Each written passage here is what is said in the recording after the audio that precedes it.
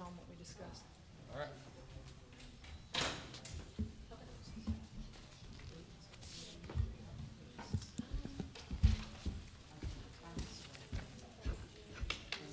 How's it going, sir?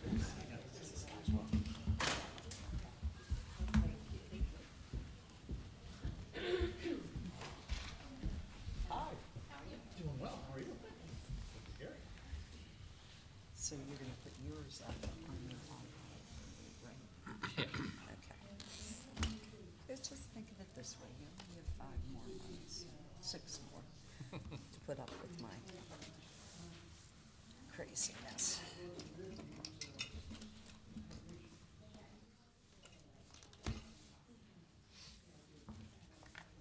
Oh, shoot. All right.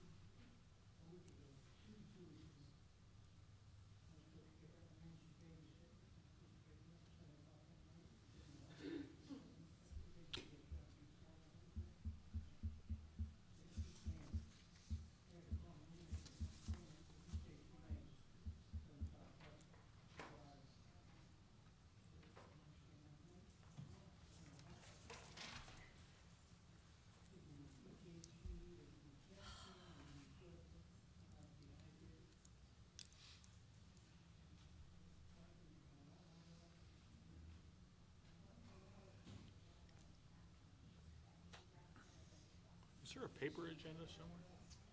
I brought my own copy. I have mine. I have, thank you. Gotta remember. Here's one. Here's, Computer or something. Is that Scott's copy? looks like he has another. Okay. I have mine on my computer. Yeah, okay. Whatever you need.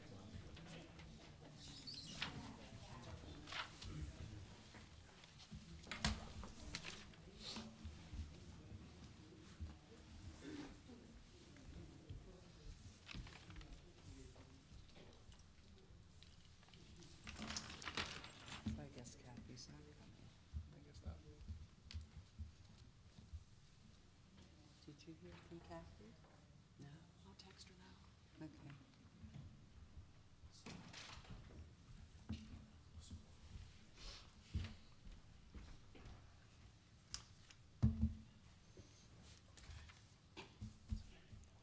Yeah, really. He's weird.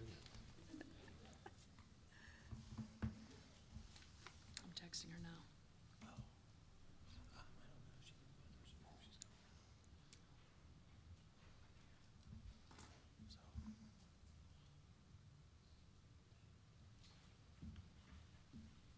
Are you ready?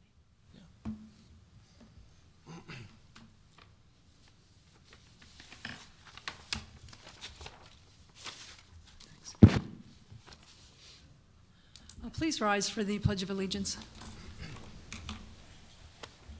I pledge allegiance To the flag of the United States of America and to the republic for which it stands, one nation, under God, indivisible, with liberty and justice for all.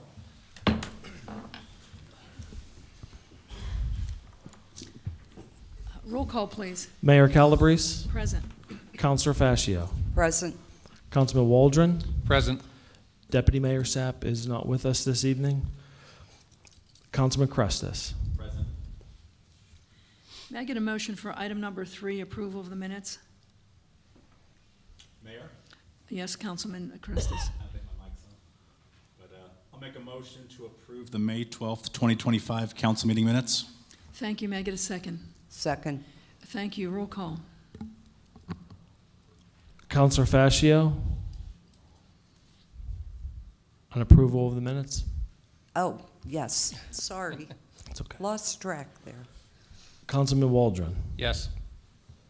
Councilman Crestis, Yes. Mayor Calabrese. Yes. May minutes approved. May I get a motion for item number 4?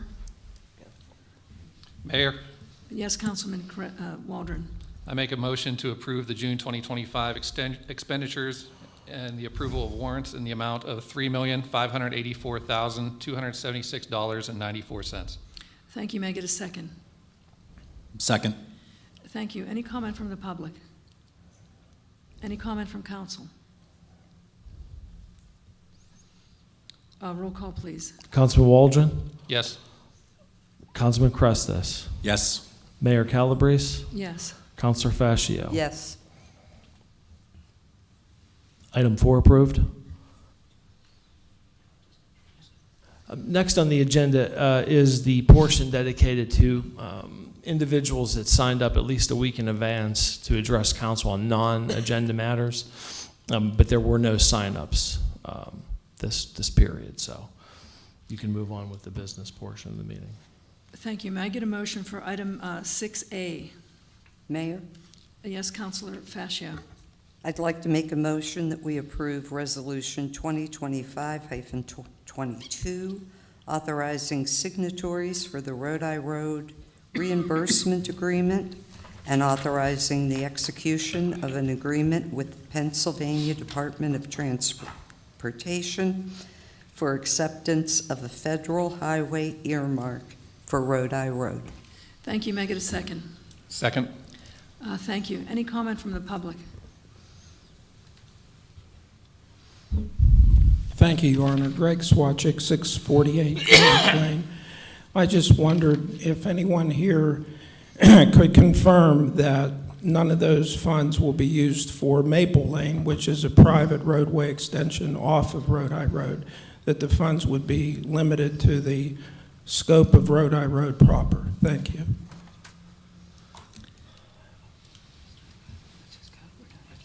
Sure.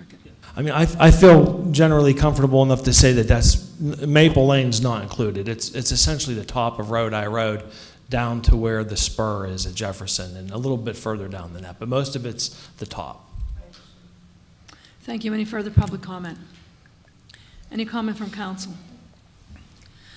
I just want to say that, obviously when we come up here and we look at these resolutions, we've looked at them ahead of time, but so to a lot of folks, this looks like a lot of mumbo jumbo, but to me, this is a really, it's a really awesome example where it says that we are using federal funds through with state affiliation on a local level for a street or a road that every one of us uses every day.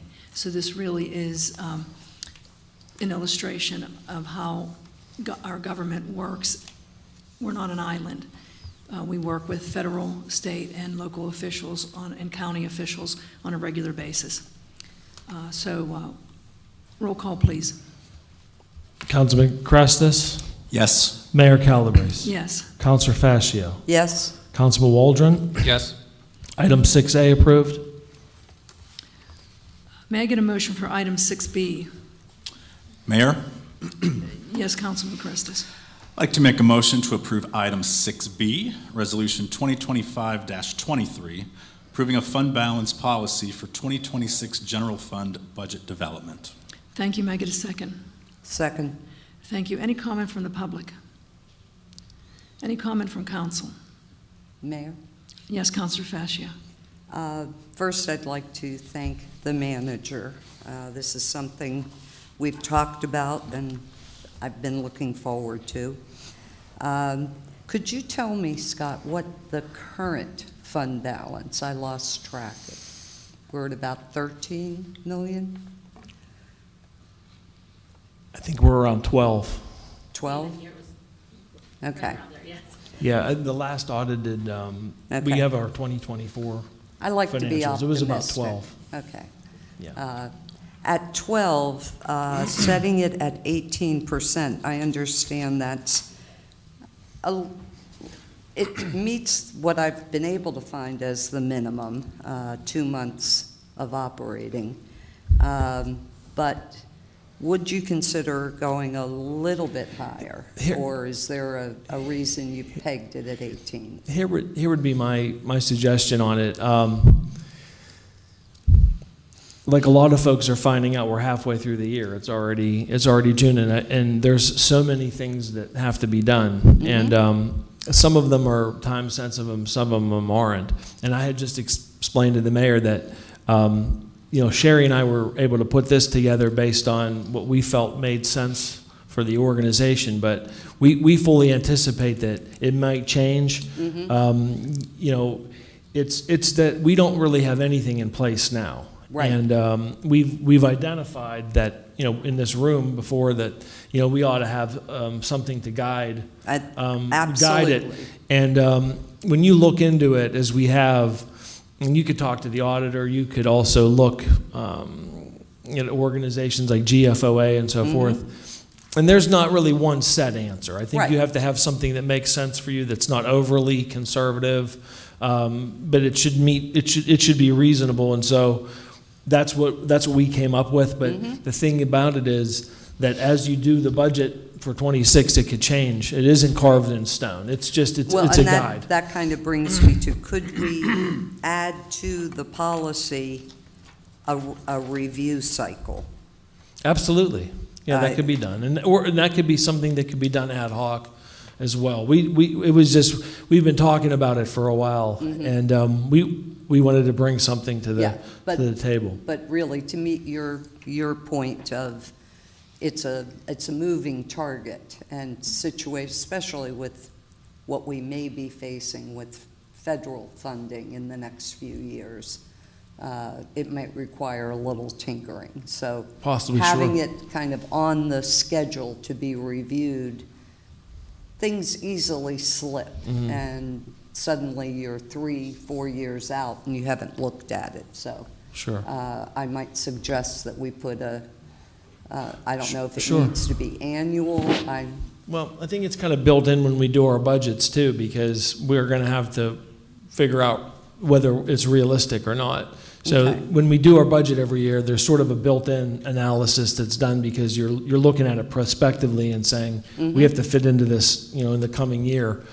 And I think when that's problematic is then sometimes when people tweak it. But Okay. we're pleased with the fact, at least we'll be pleased with the fact that we have something to go on Right. soon, hopefully. Right. But And surely thank you it's both able for to the change. work It's on not, it's not carved in stone. If council and mayor wants to set a different number, and if tomorrow they could, or next week, it's not, it's a guide. So, Okay. but it could be reviewed. Yeah. Any other comment from council? So I kind of look at this as we're sort of crafting this. I'm just happy we're looking at it. So this isn't a hill I want to die on. Would you be more comfortable if we tabled it and brought it up next month? No, I'd just like to make sure that it does speak to review in the policy as it's drafted. And I just might suggest that we make it since this is a policy, that we, by policy, require a review on some regular basis. I know you're going to look at it every year, and I don't know that the policy needs to be reviewed every year.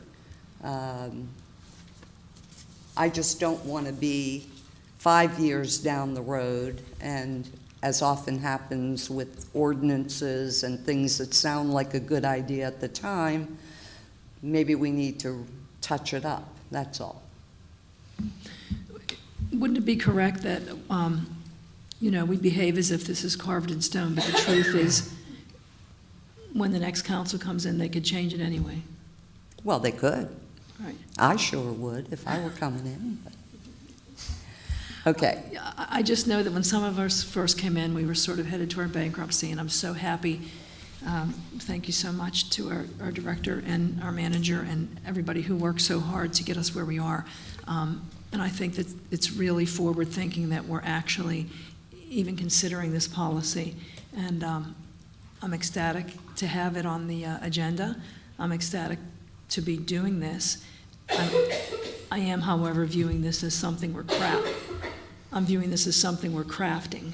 So, to me, this isn't carved in stone. We can change it. I'm glad we're at least bringing it to the table. Roll call, please. Councilman Crestus, Yes. Mayor Calabrese, Yes. Councilor Fascio, Yes. Councilman Waldron. Yes. Item 6B approved. Make it a motion for item 6C, please. Mayor, Yes, Counselor Fascia. I'd like to make a motion that we approve Resolution 2025-24, authorizing an application to the 2025 COPS hiring program, paren CHP. Thank you. May I get a second? Second. Thank you. Any comment from the public? Any comment from council? Roll call, please. Mayor Calabrese, Yes. Councilor Fascio, Yes. Councilman Waldron, Yes. Councilman Crestus. Yes. Okay, item 6C approved. Thank you. May I get a motion for item? Okay.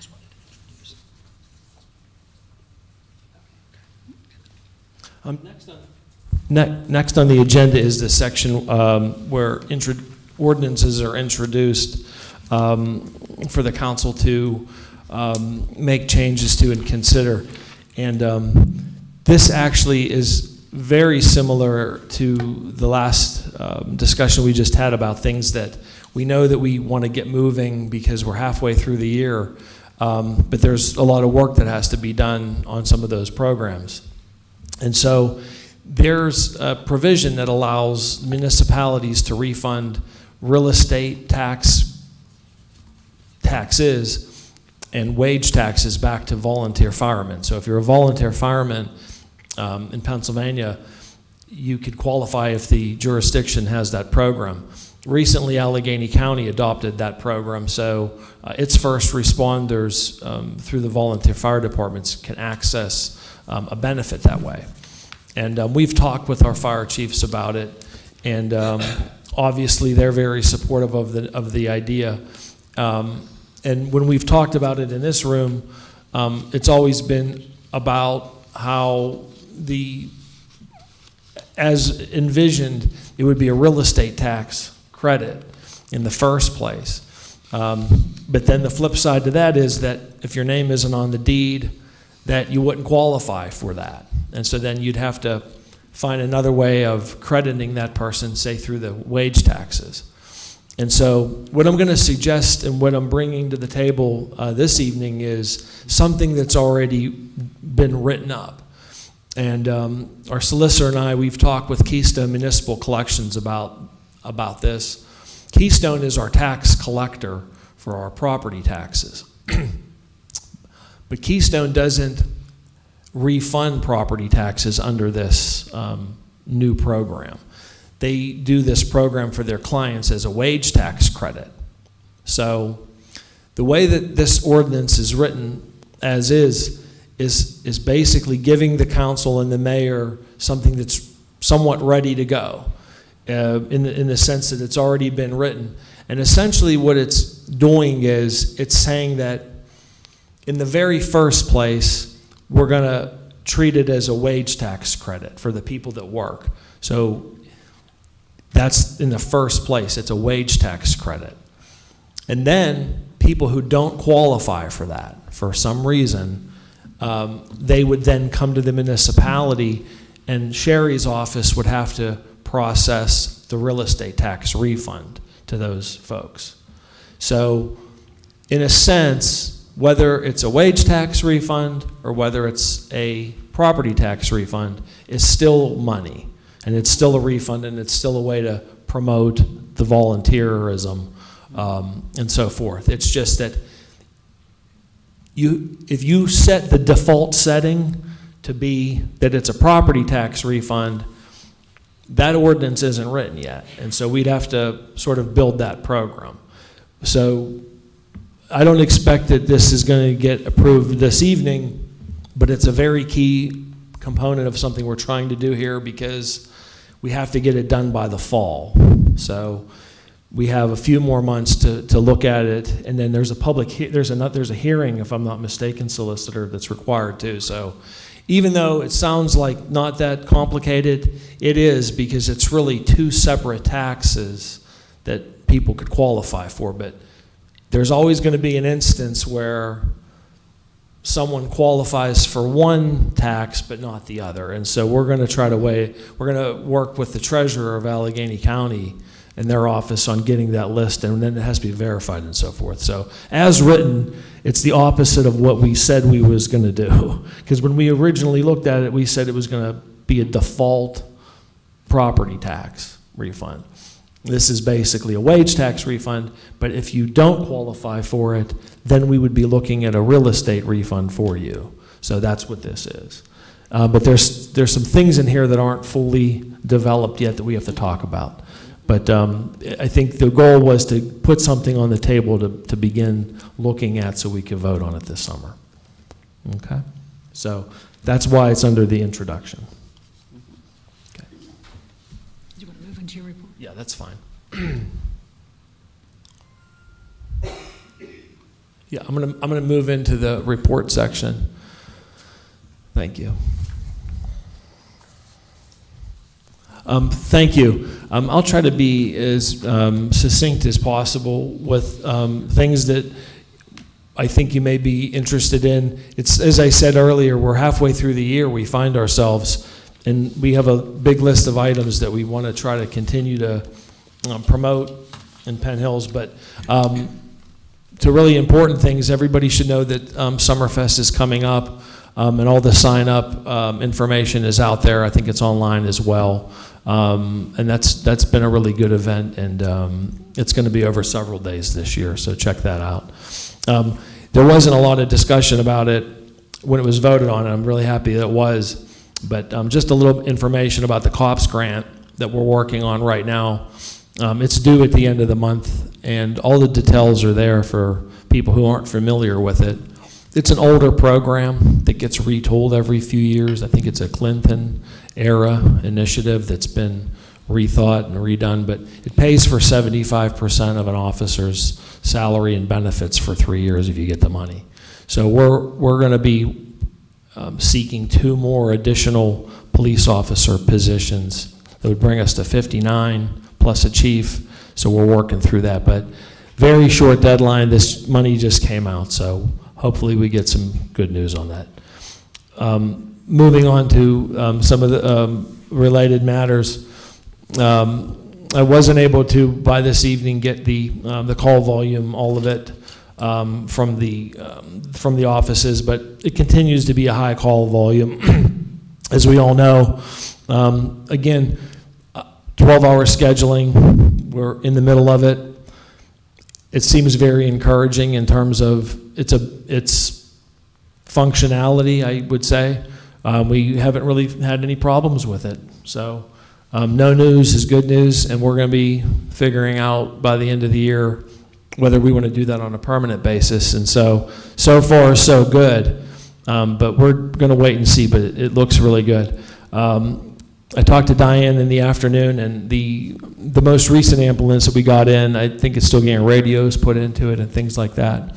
And she was telling me that we got some new equipment specific to the defibrillators, that it's a new model that it's a better model that I guess a lot of departments don't even have yet. They're not that fortunate. And along that line, and I know it might not seem like a big item, but I didn't know anything about it until we spoke. But Diane told me that the department ordered 3 additional power chairs. And if you don't know what that is, because I did not, it's a special device that's actually quite expensive that it helps the EMTs and paramedics carry people up and carry people downstairs. We have a number of high rises in Penn Hills. I'm guessing that those have been deployed at the high rises. Maybe it's a little machine that's like on tank treads. If you've not seen it, you could. I didn't know it existed until today, but we have 6 of those now that we're going to have. So that's just some things that they're doing. We're accepting credit cards. That's a really big step because it's been discussed before. That's through our partners in Huntington. And you'll be able to use your credit card or debit card here for a lot of different things, but not all things, excuse me. A lot of the things that happen in the finance office, no lien letters, tax certs, a lot of the permits you could pay for. There's no fee to the customer to use your debit card. But on the credit card, that should say no fee to the customers using debit. It's on there twice. But if you're using a credit card, we're going to charge you a 3% fee because that's what the bank's charging us. So it's just a pass-through. So that's something that we've been talking about for a while, and it's finally going to happen. So that's going on. This is the slide from the first quarter. I just left it in there, but I haven't updated it yet. We'll be back at the end of June with maybe a halfway report. When we're halfway through the year, we're going to be looking at some things. But this was just from last month. Just a sampling of some things that we're talking about that are in various stages of development. The one we just spoke about, the firefighters tax refund program, that was introduced tonight as a draft. We're hoping that we have something solidified on that in the next couple of weeks.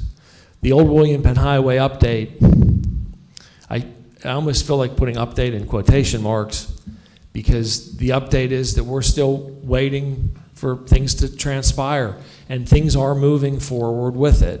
Right now, the status of things in terms of the project is that there are temporary construction easements that need to be procured.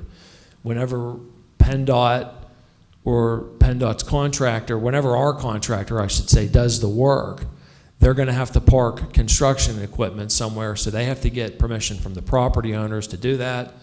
It doesn't sound like that should take really long to do, but it does, and there's a set process that they have to go through. It's not in our control. So it is moving forward, and so stay tuned, that continues to happen. The Rodi Road project is similar money. It's similar money because it's money that's coming from a federal earmark that's going through PennDOT's ECMS system, it's called.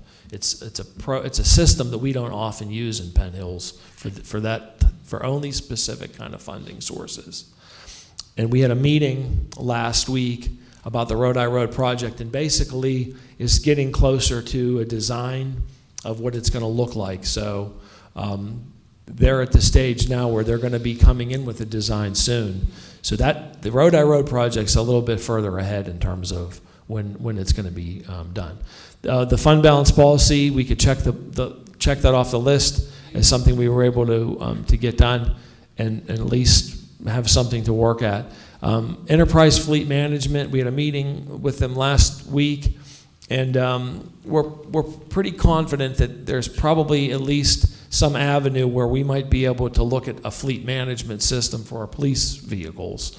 And we're looking at it for some of the non-police vehicles, non-commercial fleet vehicles, because it only applies to non-CDL vehicles. So we can't have that program necessarily for the vehicles like the ambulances, let's say, and the public works. But it could be an added advantage for our police department, and we're going to have a little more information about that for the budget. The updated ordinance for police retirement age, that's something else that is not super time sensitive, but really before the end of this year, we have to take a look at what we want to do with that. Right now, it's set at 60. I believe it's age 60. A lot of departments have exceeded that. And in addition to that, a couple of months ago, the council approved a pension plan change for the policemen that allow the Commonwealth of Pennsylvania approved a change that we opted into that allows policemen to purchase prior year's service that they gained as a policeman prior to coming here. And that's all been approved, but we talked earlier about that may have to be written into our pension plan document potentially, and we have to now develop a system for people to apply for that benefit. So the solicitor is going to be working on that because the age ordinance is something that I think it is in your document, I believe, but we're hoping to maybe bring that in next month and just get it out of the way because it's something we just have to do and move on. Pat Seneca Park, we're working with Gateway to get some prices on what it's going to cost to fix that. If we fix it, then there's a really good chance the the Allegheny Land Trust, that they would take it because they could use it for parking. And we're hoping to get it done this year. We're hoping to fix that problem this year so that that can move on. The traffic calming policy, we haven't talked about it here yet. It's not quite ripe, I guess is the word. And it's still at this committee level. It's been shown to the CDC, I think, looked at it. I presented it there a few weeks ago, I believe it was. And we're going to be working with the Traffic Safety Committee more on trying to get something implemented on that. And then lastly is just an update on the Jamar's Place of Peace LSA grant. Last week, we held a meeting with the sub-grantee and Gateway's office. And basically right now, the money's been designated. The money's there. It's under a contract and so forth. It's only that the design of the project is still in flux. So because the design of the project has to match the survey. So the sub-grantee's making potentially some changes to the footprint of the project, but that's something that's moving ahead too. And that's all I have this evening. And as always, if there's things specific to it that you have questions about, or if there's things that you want me to bring in or we could talk about more at other lengths, I would do that too. Okay. Thank you.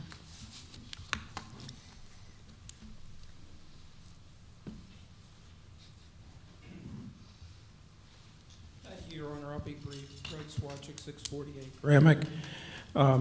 In keeping with our resolution that Mr. Waldron initiated, it's still my understanding that the public has an opportunity to question anything brought up specifically in the manager's report. And I just have one item that I saw up there. When it comes to the police tax refund, or the volunteer, all I wondered is if there is anybody that happens to be, a volunteer that isn't on the deed because they're a renter and maybe don't have reportable earned income, is there a provision for a fair treatment of them for some type of reimbursement, or would it be illegal because it's not giving back duly owed taxes? Sure. And I'd just ask you to, make sure that there isn't a loophole when you do your final ordinance regarding that. Thank you. Okay, thanks. Thank you. Councilor Fascio, do you have any comment? No, thank you, Mayor. Councilor Christus, any comment? Yes, thank you, Mayor. Really happy to see so many paramedics out tonight. I doubt you've recently taken an interest in local government or what our budgets are.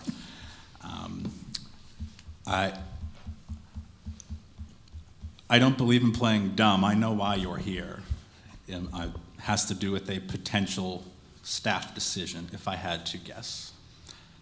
And I speak in very vague terms, and that is because the role of their legislators, the legislative body, is very limited in these matters.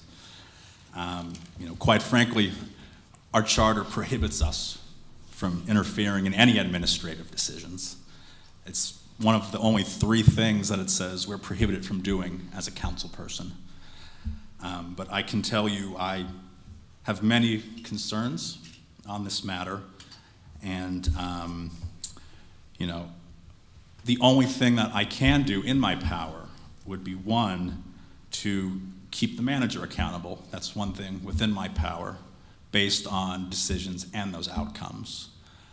The other item would be if there was any sense that there was such administrative interference by anyone on this body, would be to call for an investigation in such a way.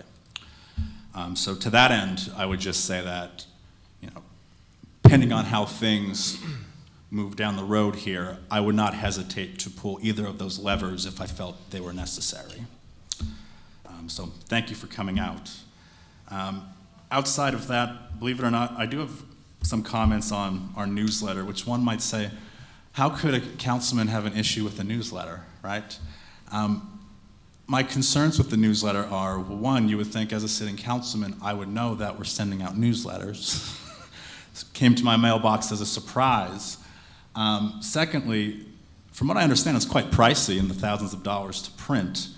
And I also understand that this comes from our budget up here, the legislative line item budget. So I find it stunning that there's no oversight with what we're sending out from council, no say of what's being sent out. And quite frankly, I believe in a newsletter, don't get me wrong, but I think it could be filled with actual news, what's going on, upcoming events, what the library's doing, what the senior center has planned, instead of what it is today. So I would ask this body in the future if we could, one, at least see advanced copies, maybe a rough draft before it goes out to the public, since it is coming out of our line item budgets. I would greatly appreciate that. Thank you. Councilman Waldron.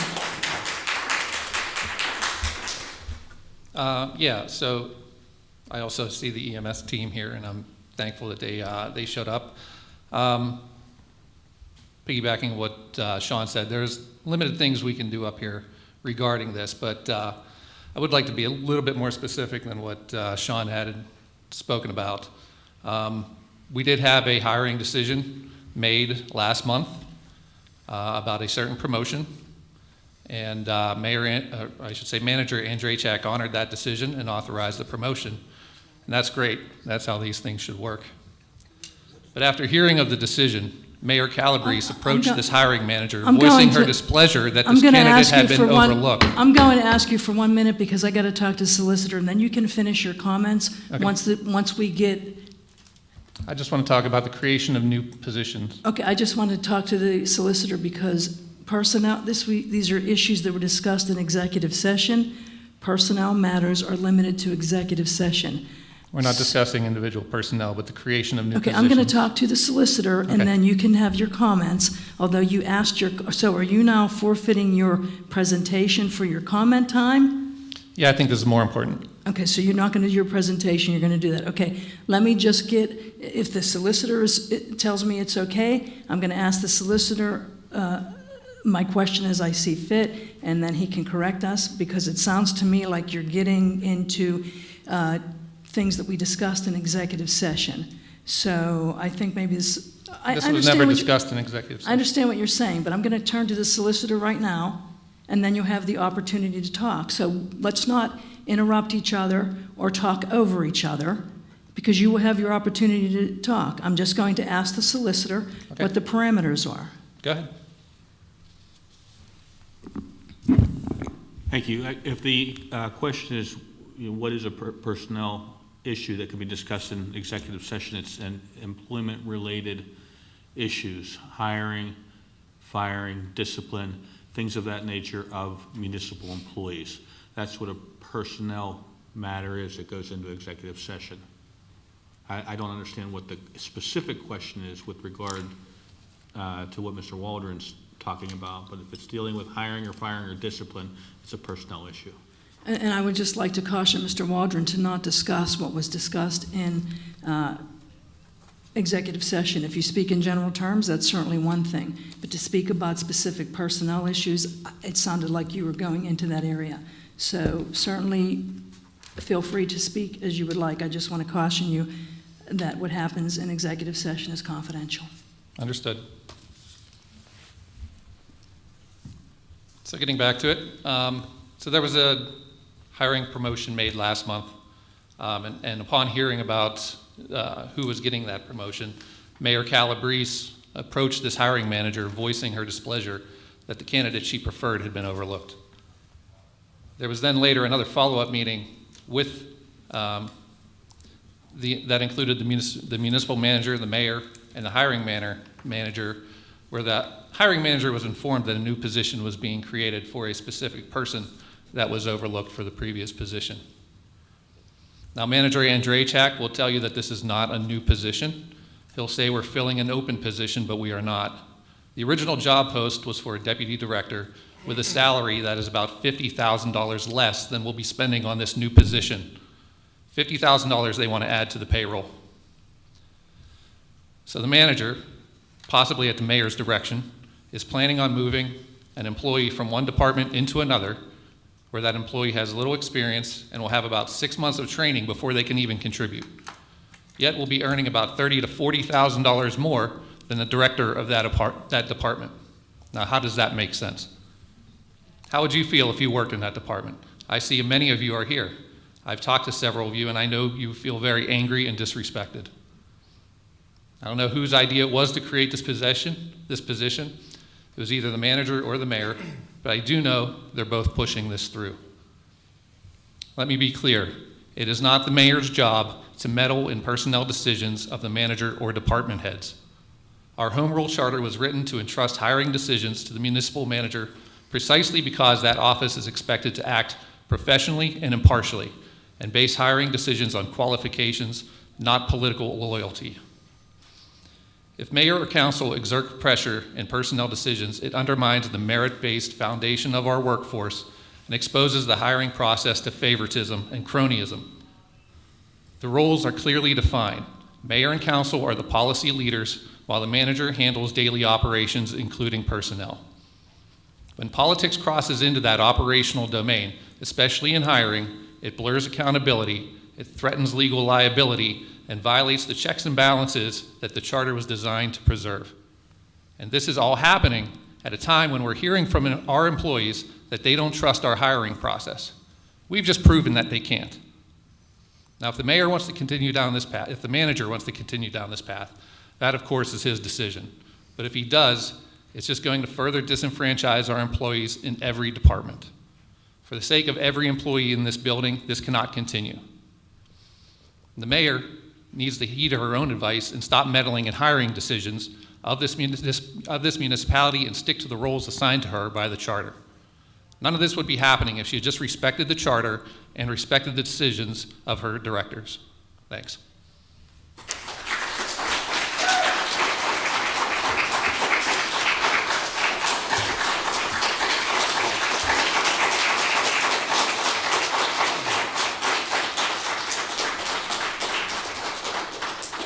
I would just make one specific reply to that. I'm not sure. So the phrase you said was that the candidate that the mayor preferred had been overlooked. I can assure you that I am very well aware of the rule. We do not hire or fire at all. So I'm going to withhold all comment because I would fully expect that if there would be a lawsuit against yourself personally for intentional interference in a contractual relationship, I would like to keep that record clean. If there would be a defamation lawsuit, I would like to keep that clean as well. So I'm not going to respond directly to that. I will note, though, just for our record that we're here, it's amazing to me that you're reading from prepared comments and you clearly knew what was going to happen. So it sounds to me like you have had conversations outside of executive session about this particular situation. So I'm not going to comment further because I would fully expect that there would be lawsuits forthcoming. In general, I will say that I have tremendous confidence in our directors. I have tremendous confidence in our manager. And we'll let the chips fall where they may, and free. If I'm ever deposed, I can certainly take the oath, and I will be able to tell the truth in any lawsuit that would be coming down the pike. Having said that, I think it's very exciting that Summerfest is coming up. I'm happy to see that we've got grants coming forward, and we certainly, when it comes to public health and safety, the best that we have to offer our firefighters is the tax break. We simply can't afford to have a paid force, and yet these individuals who are in our departments work very, very hard. They work every bit in a professional manner as paid departments. I'm very proud of them, and this is the most that we can offer, and so I am completely excited about having that going forward. Having said that, we look forward to seeing you at Summerfest, and this meeting's adjourned. Have a good night.